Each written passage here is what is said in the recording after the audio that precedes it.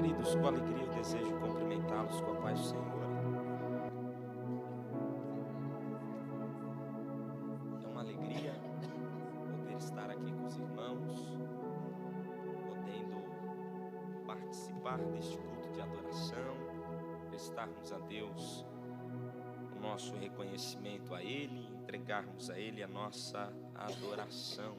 É muito bom poder estar aqui com cada um dos irmãos. Eu sou grato a Deus pela vida do nosso pastor presidente, como também sou grato aos irmãos que estão à frente deste trabalho. O nosso pastor Marcelo nos fez o convite de poder estarmos aqui. Eu sou muito grato a Deus pela oportunidade. Eu quero, sem mais delongas, compartilhar aquilo que Deus pôs ao meu coração. Eu pedi a Deus uma direção, uma palavra, e Deus colocou uma palavra ao meu coração e eu quero compartilhar com vocês. Vocês recebem uma palavra de Deus? Então abra sua Bíblia no primeiro livro das Crônicas. O seu capítulo é o capítulo de número 12.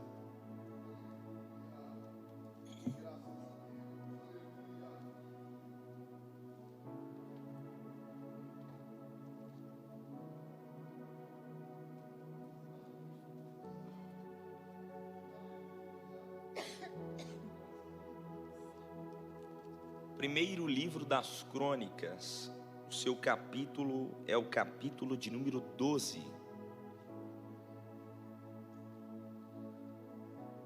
Antes mesmo de fazer a leitura da palavra de Deus, eu quero te fazer uma pergunta e você responda a si mesmo. Quem te ajuda nas suas guerras? Quem te ajuda nas suas guerras? Eu quero falar-lhe sobre algumas pessoas que apareceram como ajuda para Davi. 1 Crônicas, capítulo 12 e o seu versículo 8, a palavra de Deus nos diz assim: Dos gaditas passaram-se para Davi a fortaleza no deserto, homens valentes, homens de guerra para pelejar, armados de escudo e lança. Seus rostos eram como rostos de leões, e eram ligeiros como as corças ou gazelas sobre os montes. Ézer foi o cabeça, Obadias o segundo, Eliabe o terceiro, Mismana o quarto, Jeremias o quinto, Atai o sexto, Eliel o sétimo, Joanã o oitavo, Eusabade o nono, Jeremias o décimo e Macabanai o 11º. Estes dos filhos de Gade foram chefes do exército. O menor valia por 100 e o maior por 1000. Estes são os que passaram o Jordão no primeiro mês, quando ele transbordava por todas as suas ribanceiras, e fizeram fugir a todos os que habitavam nos vales para o oriente e para o ocidente. Amém. Quem te ajuda nas suas guerras? Davi, antes de se assentar no trono, ele passa por tamanho sofrimento. Ele passa pelo sofrimento da perseguição. Ele estava sendo perseguido antes de se assentar no trono, e a perseguição era encabeçada, regida pelo atual rei de Israel, a saber, Saul. Saul perseguia Davi e fazia de tudo para se livrar de Davi, fazia de tudo para livrar-se de Davi. Davi, inserido sobre esta perseguição, ele precisava se refugiar, ele precisava ir para um lugar onde ele estivesse fora dos holofotes de Saul ou do alcance dos olhos de Saul. Davi então procura um refúgio, procura um lugar para ficar alojado, pois agora ele estava sendo obrigado a partir do palácio, exilhado, distante dos seus amigos e da sua família. Davi procura um lugar para se refugiar, procura outras terras para poder passar um período de refúgio e se esconder da perseguição da qual ele estava inserido. Então ele, procurando um refúgio, um lugar, ele tenta se refugiar e fazer uma parceria com o rei de Gate, a saber, o rei dos filisteus, por nome de Ax. Na sua primeira oportunidade, onde ele se apresenta para tentar buscar um refúgio com o rei Ax, o rei dos filisteus da terra de Gate, ele fica temeroso, porque na sua primeira oportunidade de buscar um refúgio, este rei demonstra ser alguém muito afável, muito bom, e aceita dar a Davi uma oportunidade de refúgio. O primeiro livro de Samuel, no seu capítulo de número 21 e o versículo de número 13, mostra que Davi fica temeroso com a boa vontade deste rei, e ele se finge de louco. Ele começa a se jogar no chão, a babar, a pegar nos batentes da porta, e ele é levado até o rei Ax. Quando o rei o recebe a Davi, vendo Davi como louco, ele diz: este não é o guerreiro que me falaram, este não é um homem que eu conheço, que já venceu muitas guerras. Tire este louco daqui e leve ele para fora do meu palácio. Davi, ele agora está procurando um refúgio, um lugar para se alojar. O primeiro livro de Samuel, no seu capítulo de número 22, vai relatar detalhadamente o texto que ora acabamos de ler no primeiro livro das Crônicas, no seu capítulo de número 12. Davi, buscando um refúgio, ele encontra a caverna de Adulão. Ali ele adentra esta caverna e fica alojado, refugiado dentro da caverna de Adulão, distante dos seus amigos, distante da sua família, distante daqueles que estavam ao lado dele, o apoiando. Ele está sozinho.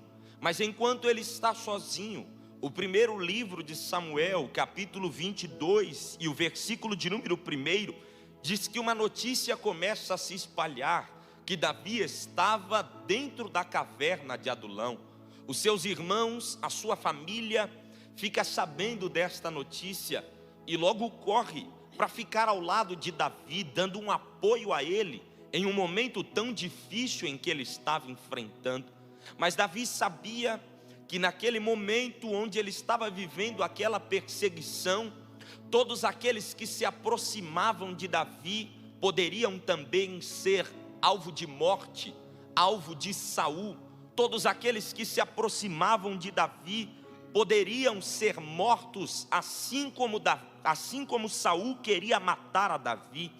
Enquanto Davi ainda está dentro dessa caverna, juntamente com a sua família, juntamente com os seus irmãos, todos dando um apoio a Davi, a notícia continua se espalhando. E o capítulo 22 do primeiro livro ainda de Samuel, o seu versículo de número 2 diz que alguns homens ficam sabendo da notícia. E estes homens que ficam sabendo da notícia que Davi está dentro da caverna de Adulão, é alguns homens que viviam em aperto, homens endividados, homens amargurados de espírito. Logo quando eles descobrem que um grande líder estava dentro de uma caverna escondido, eles descem para dentro desta caverna, e a Bíblia diz que é a quantidade de 400 homens. Esses 400 homens se aproximam de Davi e se submetem à liderança de Davi. Davi está instruindo estes homens, está conduzindo estes homens, mas ainda assim com medo de perder aqueles que estão ao seu lado.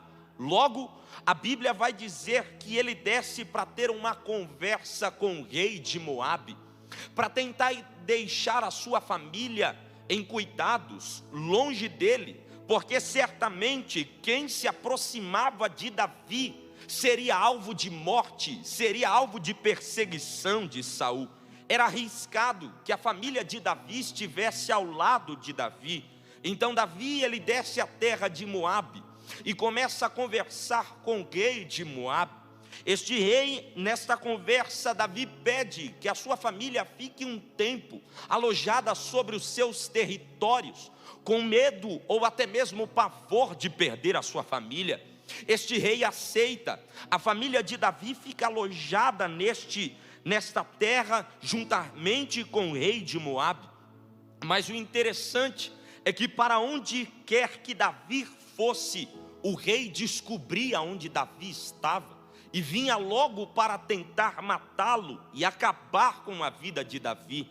A perseguição de Davi, ela estava sendo de uma forma grandiosa. Saul cada vez mais se aproximava para tentar acabar com a vida de Davi.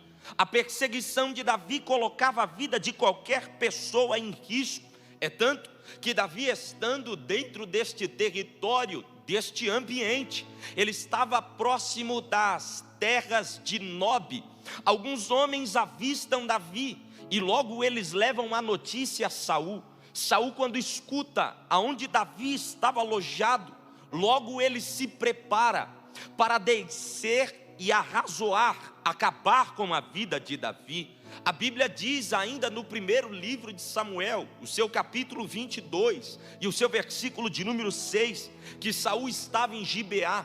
Ele estava debaixo de um arvoredo, sobre uma colina, sobre um lugar alto, e a notícia chega aos ouvidos de Saul. Saul, Davi está próximo da terra de Nob. Lá ele se encontra, juntamente com ele, alguns homens estão com ele.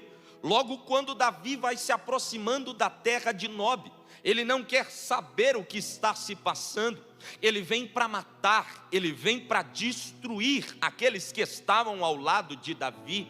Quando ele se aproxima, ele vê alguns benjamitas, alguns homens de Benjamim, que começam a dizer: não, o Davi não está por aqui. Eles tentam esconder a Davi, e Saul, com poucas palavras, começam a dizer: o porquê vocês protegem a Davi, o porquê vocês guardam a Davi, o porquê vocês estão fazendo isto por Davi. Ele deu alguma terra para vocês, ele entregou algum tesouro, alguma riqueza a vocês.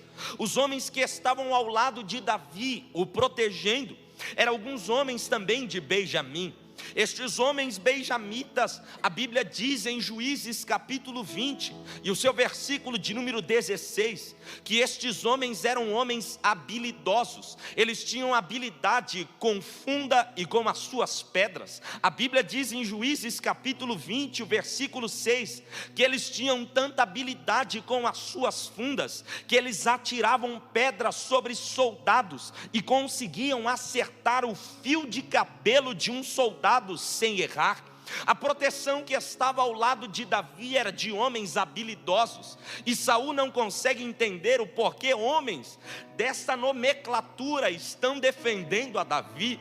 É porque estes homens enxergavam que além da promessa de Davi, ele era o escolhido de Deus, ele era o homem a quem Deus queria colocar na cadeira do trono. Raduan, e o que isso tem a ver com minha vida? O que isso tem a ver com nossa vida? É que muitas vezes parece que nós mesmos não acreditamos na promessa de Deus, e tem gente que acredita mais na promessa de Deus na nossa vida do que nós mesmos, e estas pessoas se colocam na nossa frente para nos defender, para nos guardar, para nos proteger. Eu vim pregar para você nesta noite e dizer ao teu coração: há pessoas que mesmo que você não conheça o nome, Deus já colocou no coração dela o desejo de te ajudar, o desejo de te proteger, no meio de uma perseguição, onde nós acreditamos estar sozinho. Sempre haverá proteção de Deus por meio de pessoas. Ninguém chega em lugar algum sozinho. É por isso que Deus levanta pessoas. para nos proteger. Saul desce com desejo de matar, com desejo de arruinar. O capítulo 22 e o versículo 9 diz que ele desce para matar a Davi em Nobe. O versículo 18 diz que quando ele chega em Nobe, ele manda matar 85 sacerdotes. Não satisfeito, ele ainda manda matar, no versículo de número 19, todos os homens, todas as mulheres, todas as crianças de peito. Ele manda exterminar boi, ele manda exterminar jumentos, ele manda exterminar ovelhas, ele manda acabar com tudo e com todos. Mas diante de toda esta perseguição, o apoio de Davi só crescia. Enquanto a perseguição estava se aproximando de Davi, tinha homens que também chegavam para Davi e diziam: eu guerreio a sua guerra, eu vou te ajudar, eu vou te proteger, porque você vai chegar na promessa de Deus. Isso é muito interessante na vida cristã. É muito bom. Se eu perguntar aqui nesta noite, quem não gosta de receber promessa? Certamente ninguém vai levantar a mão. Todos nós gostamos de receber uma promessa da parte de Deus, uma palavra da parte de Deus. Mas o interessante é que sempre quando Deus libera uma promessa, Ele não vai contar para a gente qual será o processo para viver a promessa, porque não é receber a promessa, é viver um processo para chegar na promessa. Na promessa não se chega sem processo, e Davi está enfrentando o processo para viver a promessa de 1 Samuel 16, que ele foi ungido com óleo para se assentar na cadeira do trono, mas antes ele só recebe o reconhecimento e não a totalidade da promessa. Como é difícil, como é complicado estarmos inseridos sobre um ambiente de perseguição, debaixo de uma promessa, e Deus não nos isentar de problemas. Problemas virão, mas não para arruinar conosco. Problemas virão para nos amadurecer, para quando chegarmos na promessa de Deus, não sermos ingênuos, não sermos inofensivos, ou alguém que não tenha perseverança. O próprio Tiago disse, no capítulo 1 e o versículo de número 3, que a prova da nossa fé desenvolve perseverança, ou em outras traduções, paciência. O processo dessa promessa faz parte do plano de Deus para te preparar para chegar no lugar pronto. Acontece um massacre na terra de Nob. 2 homens conseguem escapar, Abiatar e outro, um profeta por nome de Gade. Estes homens fogem do massacre de Nob e chegam do lado de Davi e diz: Davi, todo mundo morreu, nós escapamos, estamos aqui do teu lado, para o que der e o que vier, nós vamos te proteger. Davi, passa-se o tempo, tem uma parte da história bíblica no segundo livro de Samuel, o capítulo 18, o versículo 3, diz que Davi já tinha se assentado na cadeira do trono, mas ele leva um legado de proteção, de homens que estavam dispostos a ajudar Davi, por causa da história dele. E certa vez, no segundo livro de Samuel, capítulo 18, está acontecendo uma guerra. Davi era um homem guerreiro, ele queria descer para a guerra, ele olha para os seus soldados e diz: eu vou guerrear, eu vou descer para a guerra juntamente com vocês. Aqueles homens olham para Davi e dizem: você não vai para a guerra. Como? Eu sou homem de guerra, eu sou guerreiro, eu vou para a guerra sim. Os homens olham para Davi e dizem: Davi, você não vai. E sabe por quê? Você não pode ir para essa guerra, porque tudo que os inimigos querem é você. Ainda que eles matem alguns de nós, dos teus soldados, para eles de nada vale, porque o que eles querem é você. Davi, você vale por 10.000 dos soldados dele. Fica aí que a gente guerreia por você, e depois você entra em alguma guerra que Deus te autorizar. Eu vim te dizer, e eu sinto graça do Espírito, eu sinto autoridade do Espírito. Existem algumas guerras que nós somos obrigados a entrar. mas existem algumas que Deus nos poupa de entrar. E aí surgem pessoas do céu, pessoas preparadas, pessoas aguerridas para a guerra. Eu vim te dizer que no meio dessa turbulência, porque ninguém sai de uma quarta-feira à noite para vir para a igreja porque é desocupado e não tem o que fazer, é porque você precisava de uma palavra de Deus, e debaixo da direção de Deus eu tenho uma palavra de Deus para o teu coração, a proteção de Deus chegando para te ajudar, a gente que o céu está preparando para colocar do teu lado, guerrear sua guerra e te poupar de algumas guerras que você não precisa guerrear. Aleluia. Davi tenta a primeira vez com o rei Ax. Ele fica temeroso, se finge de doido, mas agora ele tenta mais uma vez. Ele chega ao rei de Ax, o rei de Gade, rei Ax, e pede a ele uma terra, um lugar para se refugiar. Este rei olha para Davi e diz: Davi, faz o seguinte, eu te dou a terra de Ziclag, fica lá por um tempo, se refugia lá e deixa a poeira baixar, fica em Ziclag. Davi fica por 1 ano e 4 meses em Ziclag. Enquanto Davi está em Ziclag, a Bíblia diz no capítulo de número 12 do primeiro livro das Crônicas, e o seu versículo de número 8, que enquanto Davi, ele está dentro de uma fortaleza, escondida no deserto, de repente, alguém bate na porta, no meio do deserto da vida em que ele estava enfrentando, alguém vai procurar Davi. Existem períodos do deserto da solidão, mas existem também os períodos de deserto, onde a solidão permanece, mas Deus só envia a gente necessária.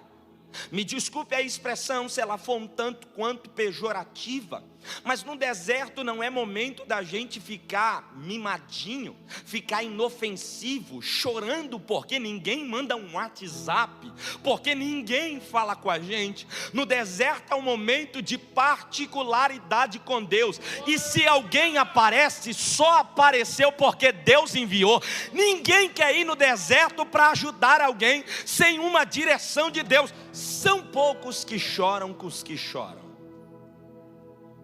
Davi está no deserto, alguém bate na porta, e quando bate na porta ele abre, é uma companhia inesperada, é o que ele não podia imaginar.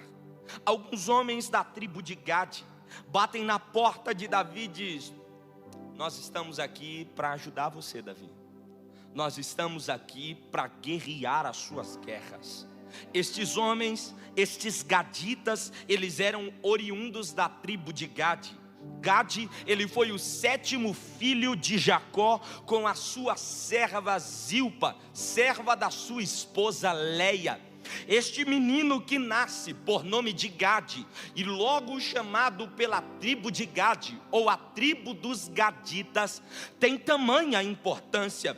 Quando este menino nasce sobre a vida de Zilpa, Leia olha para aquele menino, toma a frente da sua serva Zilpa, pega Gade no colo, e o capítulo de número 30 e o versículo de número 11 do livro do Gênesis diz que Leia pega Gade sobre os braços, levanta ele para os céus e diz: acaba de nascer sobre nós um afortunado, acaba de nascer sobre nós uma turba. E o que seria afortunado? O que seria uma turba que acaba de nascer? O significado do nome de Gade: turba significa grande massa ou aglomerado de pessoas. Quando ela pega o menino em mãos e levanta ele para os céus, a referência do nome dele, Gade, pelo seu significado, dado o significado de turba ou afortunado, a referência de turba é uma referência profética. Quando ela pega Gade no colo e levanta ele para os céus e diz: acaba de nascer sobre nós um afortunado, afortunado, uma turba, ela estava querendo dizer que ele seria uma pessoa elevada, que seria uma pessoa de grande valor, que a sua descendência seria grandiosa, que a sua descendência, ela seria muito grande. E isso se confirma quando Moisés, ele está distribuindo as bênçãos para cada tribo. Lembra de Deuteronômio capítulo 33 e o seu versículo de número 22, quando Moisés está distribuindo as bênçãos para a tribo, quando ele chega para a tribo de Gade, no capítulo 33 e o versículo 22 de Deuteronômio, ele diz: a tribo de Gade vai habitar no deserto como as leoas, ou como as leoas paridas. A tribo de Gade vai despedaçar os braços desde a planta do pé até a cabeça de todos os seus inimigos. Ele estava liberando uma bênção de confirmação do nome de Gade. O que estava se aproximando ao lado de Davi não era pouca coisa, mas era o necessário. Não era nem tão pouco e nem tão grande, era o equilíbrio que faltava, que ele precisava em um momento de dificuldade. É tanto que Números capítulo 26 e o seu versículo de número 18 diz que a descendência de Gade foi grandiosa, foi de 40.500 homens. Agora liga comigo, Números capítulo 1 e o versículo 24, era uma descendência grande, e Números 1, 24 diz que todos os homens acima de 20 anos da tribo de Gade, todos seriam aptos para a guerra. O que chega para o lado de Davi não é pouca coisa, e nem tão pouco algo também assim grandioso, é o necessário, o que ele precisava. Raduan, você me diz que esses homens que chegam para ajudar Davi não são homens assim grandiosos. Como você me diz isso? Sendo que a Bíblia diz que eram homens valentes, homens de guerra, para pelejar, eles eram armados, que eles tinham aparência de leão, que eles tinham a habilidade da gazela sobre os montes. Eu preciso te dizer que estes homens, eles não são assim a elite que Davi teve. Esses homens foi o necessário para o momento. A elite de Davi é conhecida como os valentes de Davi. Dentre muitos ele teve 30, e dentre 30, ele teve 3 que se destacam. Desses 3 que se destacam, ou dos 30 que se destacam, o primeiro livro das Crônicas, o capítulo 11 e o seu versículo de número 22, vai relatar um dos homens que não fazia parte assim dos 3, mas era entre os 30 dos valentes de Davi. Este homem se chama Benaia. Benaia foi um homem guerreiro. A Bíblia diz que certa vez, no tempo da neve, ele desce dentro da caverna de um leão e mata o leão. No tempo da neve, no tempo em que os leões se escondem, ele entrou e matou antecipadamente o inimigo que futuramente iria vir para guerrear. Quando ele está saindo da caverna, ele se depara com 2 egípcios, conhecidos e chamados como gigantes. Ele pega esses 2 homens, arranca a lança da mão deles e mata esses 2 gigantes com a própria lança dele. Esse é um dos valentes. Agora esses não fazem parte dos valentes. Raduan, então você veio me dizer que o que Deus vai me enviar no momento da minha dificuldade não é algo grandioso? Não, mas é necessário. É o que vai ajudar no momento. Não tem horas que a gente espera algo assim sobrenatural, mas Deus vem na simplicidade e te dá o que te faz continuar vivendo.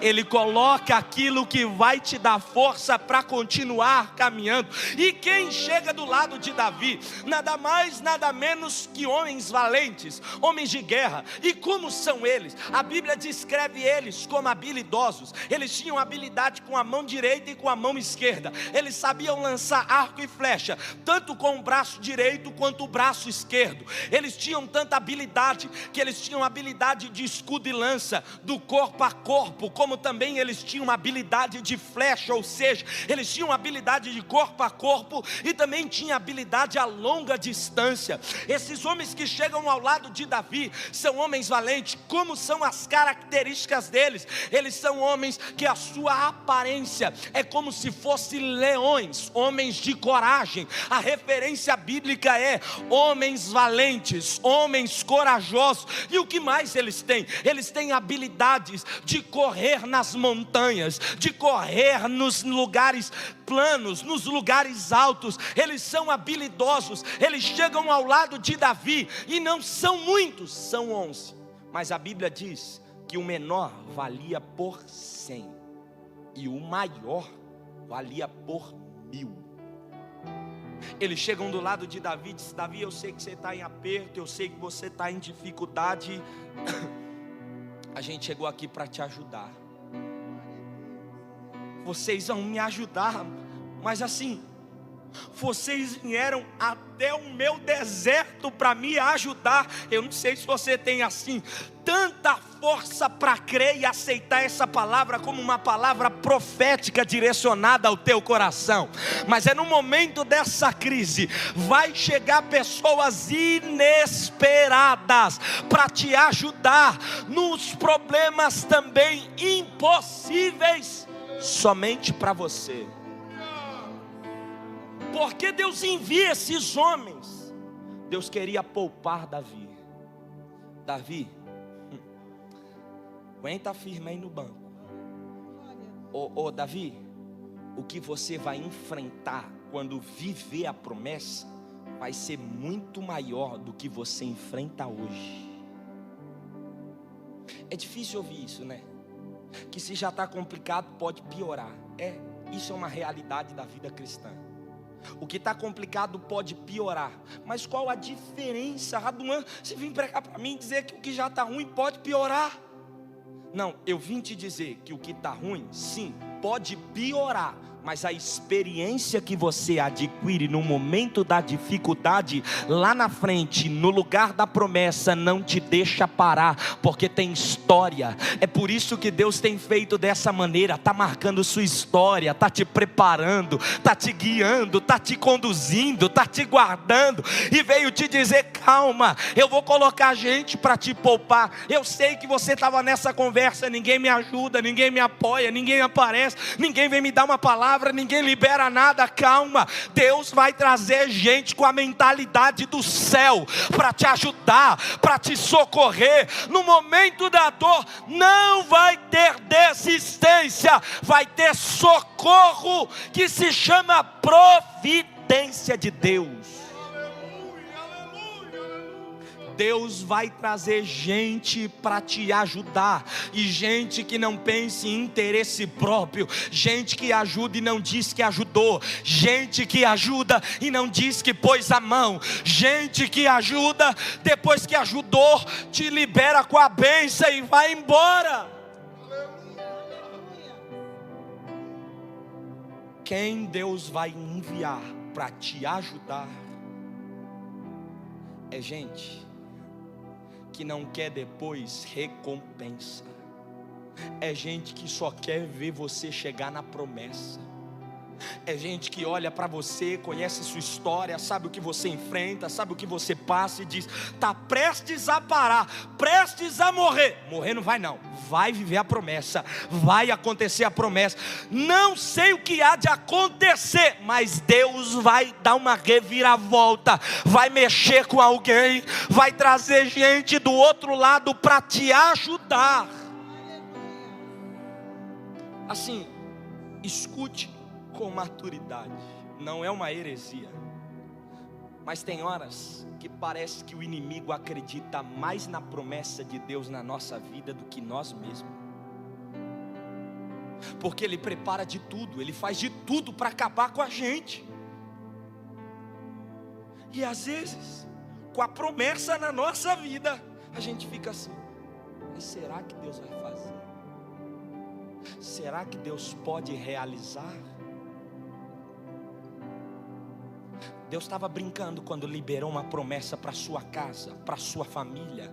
Nessa quarta de libertação, talvez você esteja em favor da sua casa, em favor da sua família, em favor do teu lar, e Deus veio te dizer: calma, eu vou te responder de um jeito que você nunca imaginou. Os homens chegam do lado de Davi, homens corajosos, homens valentes, encontram Davi no deserto. Tem quem diga que o deserto é lugar de escassez. De fato é, mas também tem outra perspectiva. Nos desertos da vida é o momento onde nós experimentamos o que nós jamais imaginamos experimentar. No deserto a gente veste roupa que a gente nunca imaginou vestir. No deserto a gente come o que a gente nunca imaginou comer. No deserto a gente vai aonde a gente nunca imaginou ir. No deserto aparecem surpresas que a gente nunca imaginou ter. É no deserto que Davi estava, em uma fortaleza escondida, que Deus sabia o endereço, sabia o lugar, envia homens necessários que chegam para ajudar. Quantos vocês estão? Estamos em 11, mas é o seguinte: o menor ali, ele vale por 100. O maior ali, ele vale por 1000. Pessoal, é o seguinte: os inimigos nossos, eles estão lá do outro lado do Jordão. Olha o que a Bíblia diz: estes são os que passaram o Jordão, estes 11 homens, no primeiro mês, março ou abril, quando ele transbordava sobre as suas ribanceiras, ou seja, era um tempo de chuva, onde o rio do Jordão transbordava as águas. Ou seja, para ir atacar os inimigos, tinha que atravessar a enchente. O mais lógico era esperar a água baixar e ir lá. Você já viu enchente na TV? Leva a TV, leva carro, leva árvore, leva a casa inteira a enchente. Um olha para o outro e diz: é enchente? É. Vamos atravessar com enchente mesmo. Vamos atravessar nesse momento difícil mesmo. Já pensou nesse momento de dor, Deus colocar alguém que não tem medo de nada, alguém que não vai ficar com pessimismo? Porque assim, me desculpe a expressão, eu sei que é assim um pouco assim vulgar, mas às vezes aparecem umas pessoas chatas, sem fé, incrédula do nosso lado, que você conta um plano para ele e diz: não, mas não dá, não tem como. Deus vai colocar gente que acredita na loucura do que o céu plantou no teu coração, para te dizer: eu vou. Os inimigos do outro lado ficavam olhando e dizendo: você acha que eles vão atravessar a enchente para guerrear com a gente? Vai não. Não tem como. Eles estavam lá todos tranquilos. De repente, um olha para o outro e diz: é enchente? É. Vamos nadando. Vamos atravessar na braçada. Eu não sei como eles fizeram, mas talvez no 3, 1, 2, 3, vamos lá, pula! Enquanto os inimigos estavam do outro lado dizendo: não, eles não vão vir atacar. Olha a água, olha a enchente, matando soldado, matando ovelha, matando jumento, matando tudo. Eles vão atravessar. Daqui a pouco eles só ficam vendo. Na braçada, 11 homens atravessando a enchente. 11 homens de coragem que o céu enviou para poupar a Davi e ajudar Davi na guerra dele. Deixa eu te perguntar de novo: quem é que te ajuda nas suas guerras? Será que tem alguém de coragem, que não tem medo de tempestade, que não tem medo de problema, que olha e diz: o teu Deus é o meu Deus é o teu Deus, a tua guerra é a minha guerra, a gente vai entrar e vai guerrear e vai acontecer. Davi, a cadeira é sua. Davi teve a oportunidade de arrazoar com Saul, de matar Saul, de fazer tudo com Saul. Mas ele dizia: longe de mim de tocar no ungido de Deus. Você não vai precisar pôr a mão. Escute, não é mensagem de triunfalismo e nem de revanchismo. É mensagem de provisão de Deus. Deus veio dizer para alguém nesta noite: eu vou chegar com socorro sim, eu vou chegar com refúgio sim, eu vou chegar com ajuda e auxílio sim. Vai ter socorro de Deus no meio desse deserto para você. Eles atravessam a enchente, um olha para o outro, olha lá, é aquilo mesmo? Ou é só um corpo de um morto passando para lá? Não, é soldado mesmo. 11 homens vêm saindo da água. Vocês estavam mexendo com o Davi? Então vocês vão ter que mexer com a gente, que a gente está do lado dele.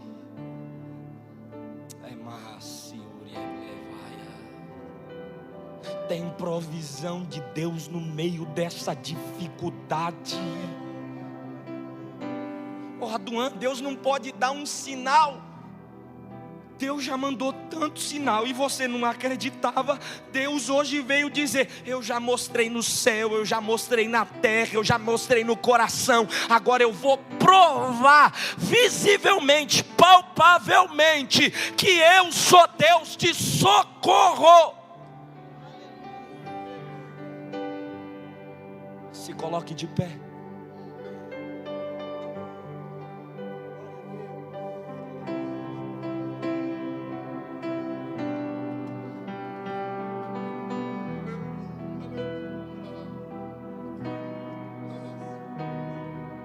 Não é muita gente, mas é o necessário de Deus para você.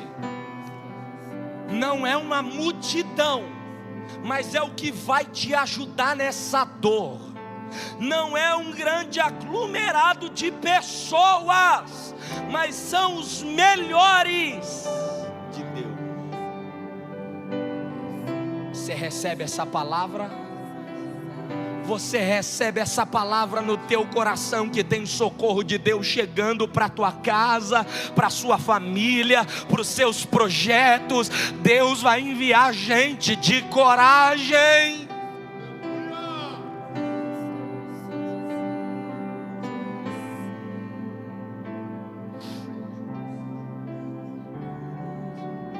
Ô Raduan, eu sinceramente estou sem forças.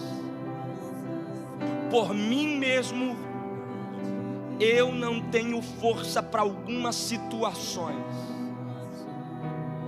Além da provisão de Deus, eu preciso de um refrigério para minha alma.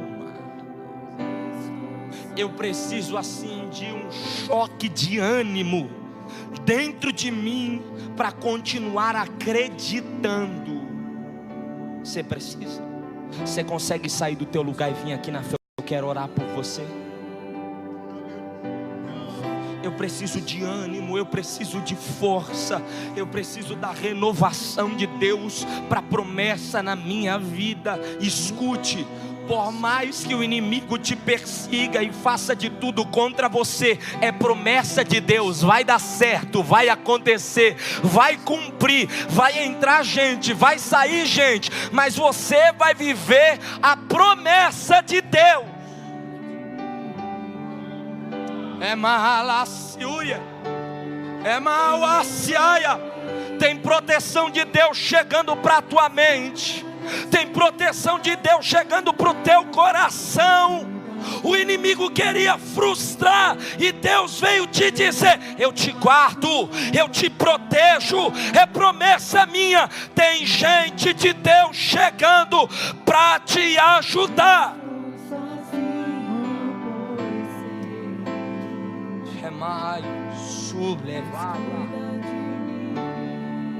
Estenda as suas mãos para receber.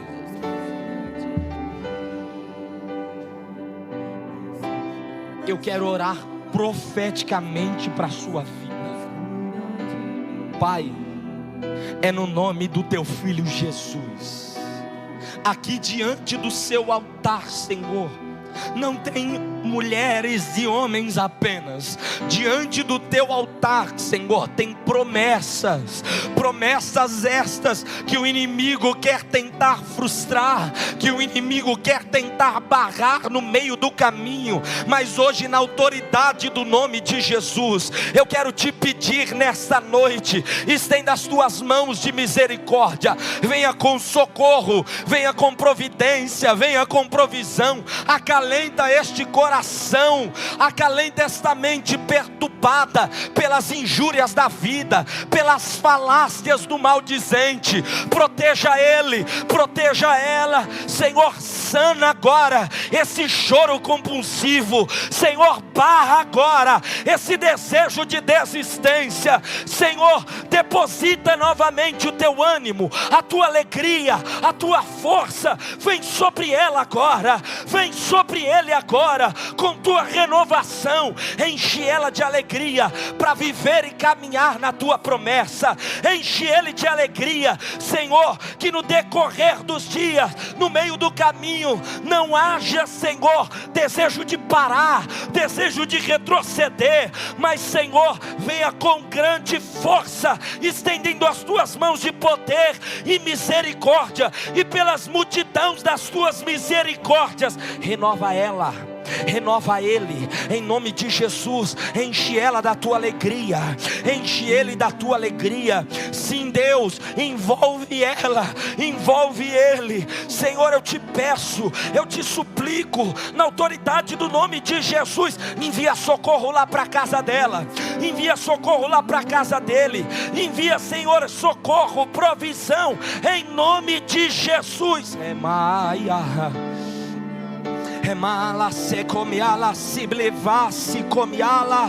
Receba de Deus renovação das tuas promessas. Parece que 2019 ainda é 2018, mas hoje Deus veio dizer: eu desencadeio um tempo novo, um tempo de alegria. Amém.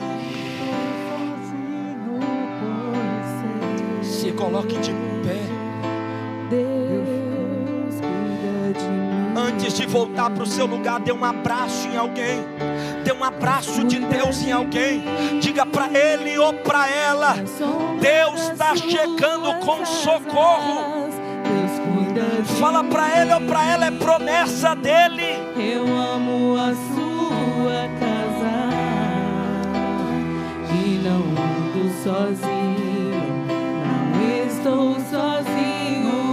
Tem renovo de Deus aqui, tem renovação de Deus nesse abraço, tem refrigério de Deus nesse abraço.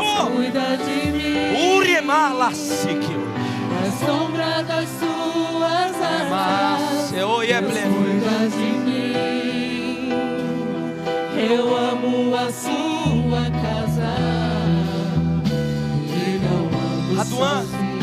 Eu preciso me reconciliar, me decidir a Cristo. Eu preciso te conhecer. Eu preciso orar especificamente por você. Eu preciso tomar uma posição, me reconciliar para viver o plano de Deus na minha vida. Cadê você? Eu quero orar por você. Sai do seu lugar e vem aqui. Eu quero conhecer você. Adão, eu já vim aqui na frente. Vem de novo. Eu quero orar por você. Cadê você? Que precisa se posicionar, reconciliar-se com o Senhor, para viver a lindeza e a grandiosidade da promessa de Deus na sua vida. Tem coisa que não é externa, tem coisa que é externa. Já foi dito, tem que quebrar, é um sacrifício, sou eu. Cadê você? Sai do seu lugar. Vem aqui. Você consegue?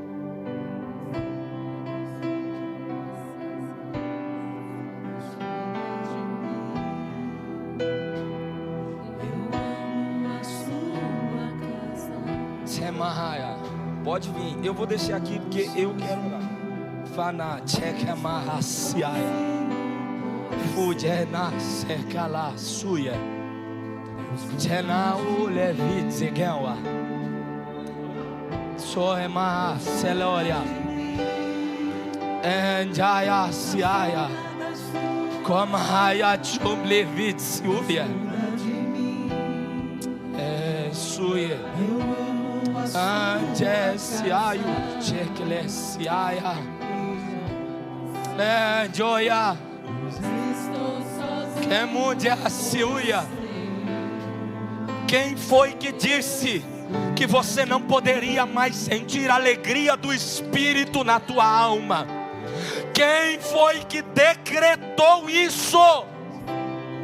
Hoje o Espírito de Deus me autoriza a te dizer: eu te libero novamente para os meus propósitos. Há uma renovação de Deus descendo sobre ti agora. O peso da culpa tenta te enlaçar, mas Deus te diz: eu te solto. Pode liberar o que eu coloco na tua alma agora. Solta. Eu amo a sua casa. Isso. Em nome de Jesus. Todo mal, sim. Em nome de Jesus. Que mais? A libertação é completa. Porque o que sai de dentro, o Espírito completa. Chemaia. Receba a alegria do Espírito agora. Isso. Isso. Estende a mão para cá, igreja. Nós vamos orar. Pai, é no nome de Jesus.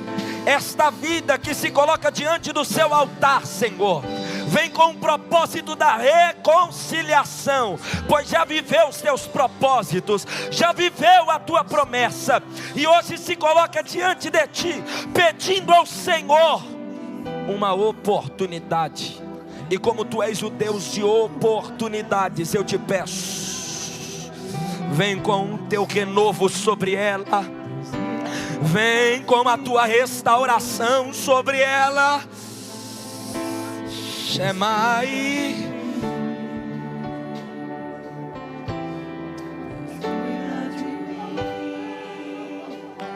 Na sombra das tuas asas, Deus cuida de mim. Deus renovou ela aqui agora. Ela voltou a falar em línguas. Em nome de Jesus, completa a tua obra. Em nome de Jesus. Amém.